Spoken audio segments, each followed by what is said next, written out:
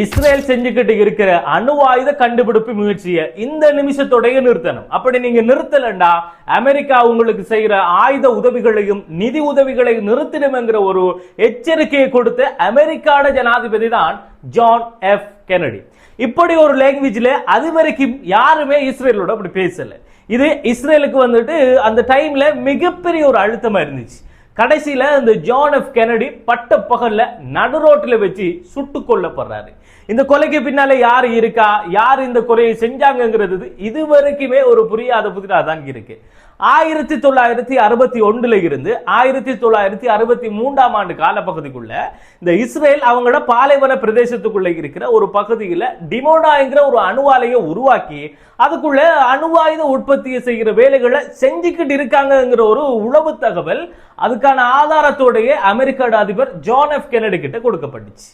அதுக்கு பிறகு அந்த காலப்பகுதியில் இஸ்ரேலுக்கு பிரதமராக இருந்த டேவிட் பென்கூரியனுக்கும் அதுக்கு பிறகு பிரதமராக வந்த லெவி எஸ்கோலுக்கும் அமெரிக்க ஆய்வாளர்கள் இஸ்ரேலுக்கு வந்து அந்த டிமோனாங்கிற உங்களுடைய அணுவாலைய முறையா ஆய்வு செய்யறதுக்கு நீங்க அனுமதிக்கணும். அப்படி நீங்க அனுமதிக்கலண்டா நாங்க உங்களுக்கு செய்யற உதவிகளை எல்லாத்தையுமே ஸ்டாப் பண்ணிடுவோம் என்று சொல்லி ஒரு லெட்டர்ல பல லெட்டர்கள் எழுதுறாரு ஜான் எஃப் கென்னடி. அதே நேரத்தில் இந்த ஜான் எஃப் கென்னடிக்கு சிஐஏயும் ஒரு பெரிய எதிரியா இருந்தாங்க.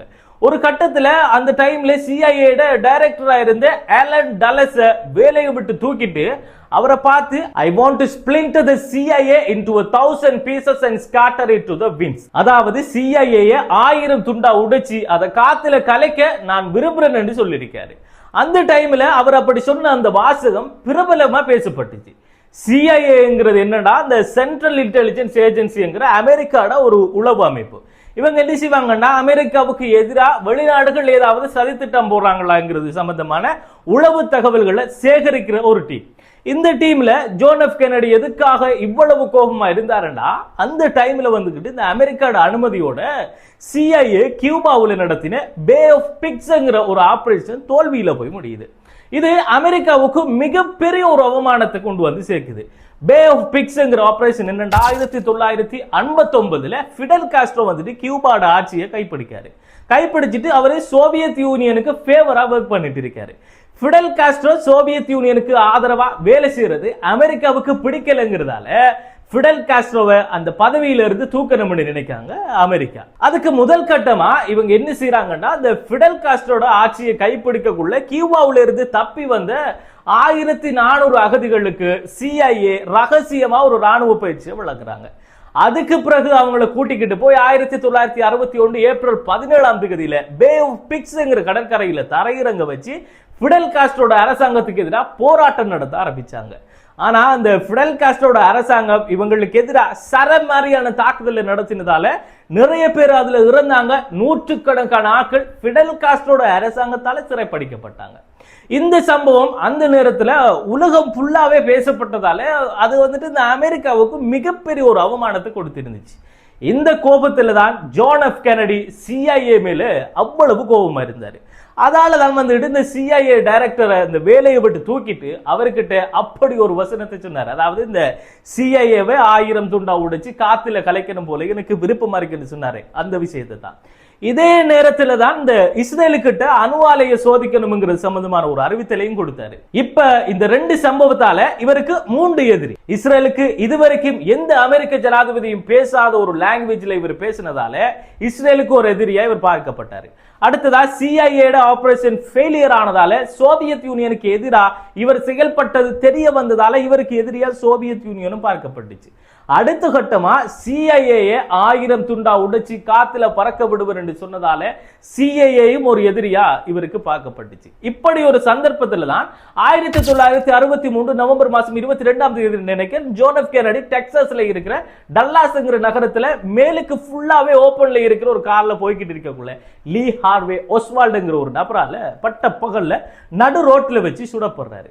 இதுக்கு பிறகு கென்னடியை சுட்டு அந்த நபரை போலீஸ் அரெஸ்ட் பண்றாங்க. அரெஸ்ட் பண்ணி விசாரிக்கக்குள்ள இதுக்கு பின்னால யாருமே இல்லை, நான் என்ற தனி விருப்பத்தில் தான் இவரை சுட்டேன்னு சொல்லி அவர் ஒரு வாக்குமூலத்தை கொடுக்காரு. அதுக்கு பிறகு இவரை நீதிமன்றத்தில் விசாரிக்கிறதுக்காக வச்சிருந்தாங்க. அதுக்கு இடையில அரெஸ்ட் பண்ணி 2 நாளைக்கு பிறகு ஏற்கனவே இருந்த ஒரு ஜெயில இருந்து இன்னொரு ஜெயிலுக்கு மாத்த கொண்டு போகக்குள்ள ஜாக் ரூபிங்கிற ஒரு நபரால, அதாவது ஜாக் ரூபிங்கிற இன்னொரு நபரால ஜான் எஃப் கென்னடியை சுட்ட லீ ஹார்வே ஒஸ்வால்டுங்கிற நபர் சுட்டுக் கொல்லப்படுறாரு. அவ்வளவு போலீஸ் பாதுகாப்பு இருக்கக்குள்ளேயும் எந்தவித தடங்களுமே இல்லாம முன்னால நேரடியா கென்னடியை சுட்ட அந்த கொலையாளிய ஜாக் ரூபி சுட்டு கொண்ட அந்த சீன் அந்த டைம்ல லைவ் டெலிகாஸ்ட் பண்ணப்பட்டுச்சு. நீதிமன்ற விசாரணை நடக்கிறதுக்கு முதல்லயே எதுக்குடா இவனை சுட்டா என்று கேட்கையும் ஜனாதிபதியை இவன் சுட்டு கொண்ட கோபத்துல தான் நான் இவனை சுட்டன், இதுக்கு பின்னால வேற யாருமே இல்லை, நான் மட்டும்தான் என்று சொல்லியிருக்காரு ஜாக் ரூபி. இந்த இடம் தான் அமெரிக்க ஜனாதிபதி ஜான் எஃப் கென்னடியோட மர்டர் கேஸுக்கு டெட் எண்ட். இந்த இடத்துல இருந்து எதுவுமே நகரல, விசாரணை ஃபுல்லாவே இந்த இடத்திலேயே முடக்கப்பட்டுட்டு.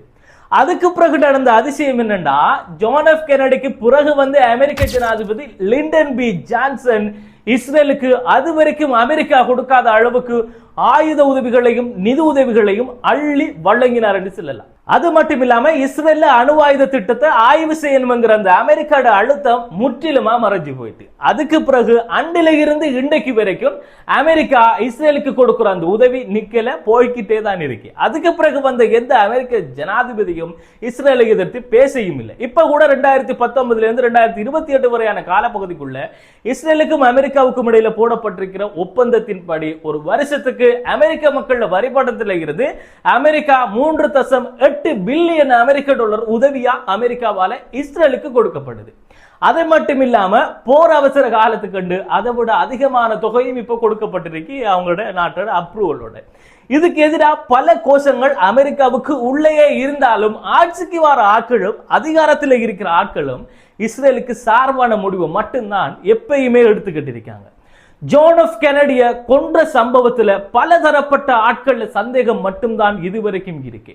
அந்த கொலையை லீ ஹார்வே ஒஸ்வால்டுங்கிற அந்த ஒரு தனி மனிதன் செஞ்சானா, இல்ல இந்த சோவியத் யூனியன் செஞ்சதா, இல்ல இஸ்ரேலா இருக்குமா, இது எதுவுமே இல்லாம CIA இந்த கொலையை செஞ்சிருக்குமாங்கிற பல கோணத்துல பல கான்ஸ்பிரசி தியரி இப்ப வரைக்கும் வந்துகிட்டு இருக்கு. இதை யாரு செஞ்சிருப்பாங்கிறது தொடர்பா உங்களால ஏதாவது யூகிக்க முடிகிறதாங்கிறத இந்த வீடியோட கமெண்ட் பாக்ஸ்ல கட்டாயமா சொல்லிட்டு போங்க. அடுத்ததா இது போன்ற முக்கியமான தகவல்களையும் மத்திய கிழக்கில் நடக்கிற புதிய போர் தொடர்பான செய்திகளையும் உடனுக்குடன் தொகுத்து எடுத்துக்கிட்டு உங்களுக்கு நான் வழங்குறதுக்கு தயாராக இருக்கிறதால மறந்துடாம என்னுடைய இந்த ஹசன் கேலரி எனப்படுகின்ற இந்த யூடியூப் சேனலை சப்ஸ்கிரைப் பண்ணி வச்சுக்கோங்க. மத்திய கிழக்கில் நடக்கிற ஒவ்வொரு அணுவான தகவல்களையும் உங்களோட கண்ணெதிரில் கொண்டு வந்து சேர்க்கிறதுக்கு நான் கேரண்டி. அதோட இந்த வீடியோ உங்களுக்கு பிடிச்சிருந்தா இது லைக் பண்ணிட்டு ஏனையவர்களும் இந்த வீடியோவை பார்க்குற மாதிரி கட்டாயமா ஷேர் பண்ணிடுங்க. அது மட்டும் இல்லாம நான் ஒவ்வொரு நாளும் அப்டேட் பண்ற ஒவ்வொரு வீடியோட லிங்க்கும் உங்களுக்கு இன்ஸ்டன்டா கிடைக்கணும்னு நீங்க நினைச்சா என்னுடைய அதாவது நான் டிஸ்கிரிப்ஷன்ல கொடுத்திருக்கிற என்னுடைய வாட்ஸ்அப் லிங்க், ஒபிஷியல் வாட்ஸ்அப் குரூப்ல லிங்க் கிளிக் பண்ணி அந்த லிங்க் மூலமா அந்த குரூப்ல சேர்ந்துக்கங்க. அது மூலமாகவே நான் ஒவ்வொரு வீடியோட லிங்கையும் உங்கள்கிட்ட இன்ஸ்டன்டா கொண்டு வந்து சேர்த்துடுவேங்கிறத சொல்லிட்டே இந்த வீடியோல இருந்து விடைபெறுவது அப்துல் லத்தீப் ஹசன் நிஸ்பி.